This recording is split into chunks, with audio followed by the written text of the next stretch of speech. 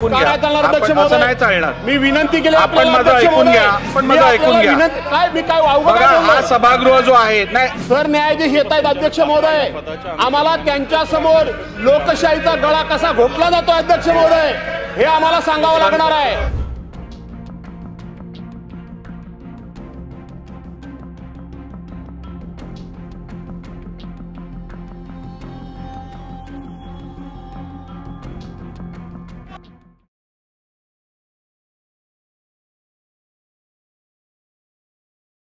आपलं विधिमंडळाचं अधिवेशन सुरू झालं आणि त्याचा आजचा दुसरा आठवडा आहे, आठवड्यातला दुसरा दिवस आहे।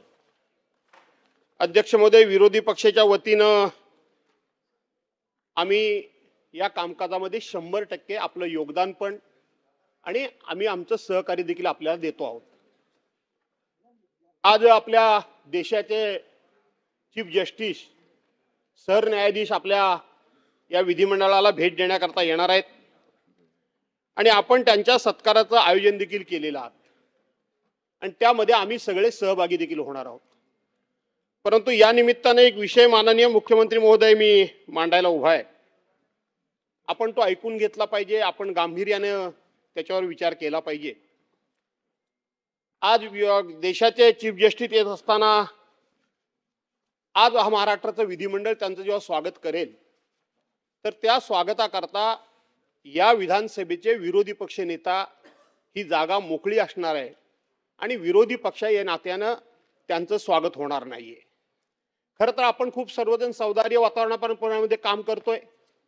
हा विषय कायदेशीर दृष्ट्या आम्ही आपल्या विधिमंडळाकडून आम्हाला पत्र देखील मिळालेलं आहे की आजपर्यंत 10% सदस्य संख्येची अट जी सांगितली जात होती ती 10% सदस्य संख्येची अट कुठेही नाही। पहिले लोकसभेचे अध्यक्ष दादासाहेब मावळणकर यांच्या काही त्यावेळच्या निर्णयाचा रेफरन्स दिला जात होता, त्या सगळ्यावर चर्चा झालेली आहे आणि आपल्याकडून विधिमंडळाकडून मला पत्र देखील आलेलं आहे। भास्करराव जाधव साहेब, प्लीज असं नाही चालणार, आपण माझं ऐकून घ्या। असं नाही चालणार, मी विनंती केली, आपण माझं ऐकून घ्या। अध्यक्ष मी तुम्हाला संधी दिलेली आहे, आपण माझं ऐकून घ्या।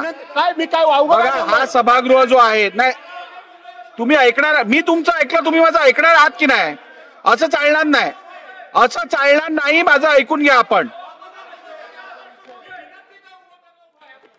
भास्करराव, मी अध्यक्ष महोदय, भास्करराव मी आपल्याला विनंती करतो की हा मुद्दा जो आपण मांडताय काय हरकत नाही मांडायला, अध्यक्ष परमिशन त्यांच्या हातात आहे, पण मी अशी विनंती करतो की प्रश्नोत्तराचा तास करू, एकच आपल्या भूषण गवई साहेबांचा अभिनंदनाचा प्रस्ताव तो करू आणि त्यानंतर मी पण अध्यक्षाला विनंती करतो की भास्कररावांना म्हणणं मांडण्याची परवानगी आपण द्यावी आणि त्याच्यावर योग्य जे काही चर्चा करून निर्णय करायचा तो करावा, अशी माझी आपल्याला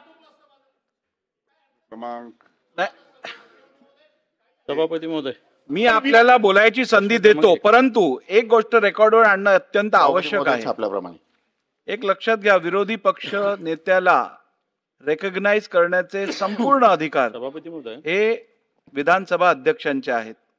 या संदर्भात सभागृहात चर्चा घडवून आणणं हे कितपत योग्य आहे तुम्ही ठरवा।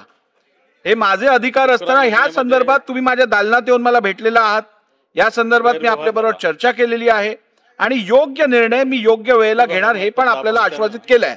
त्यानंतर सभागृहात या विषयाची चर्चा करणं कितपत योग्य आहे, प्रथा परंपरेसाठी हे आहे का, मला वाटत नाही हे योग्य आहे।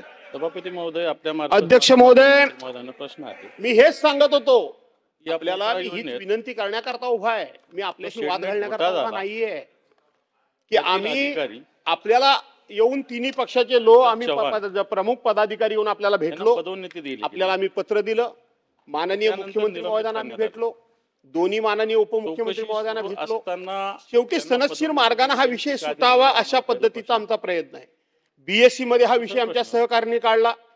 अध्यक्ष महोदय, आपण हा निर्णय घेणार तो कधी घेणार हे जर आता एका मिनिटात सांगितलं तर एका सेकंदात आम्ही बसतो न पेक्षा। अध्यक्ष महोदय, आज ह्या देशाचे सरन्यायाधीश येत आहेत अध्यक्ष महोदय, आम्हाला त्यांच्या समोर लोकशाहीचा गळा कसा घोटला जातो अध्यक्ष महोदय हे आम्हाला सांगावं लागणार आहे, हे आम्हाला बाहेर जाऊन बोलावं लागणार आहे. सन्मान्य आणि ते- सदस्य ते भास्करराव बोलायचे जाधव साहेबांनी निर्णय घ्या. आज या सभागृहात जो ऐकून तर घ्या, ऐकून तर घ्या. चौकशी का केली नाही की त्यांनी बसा.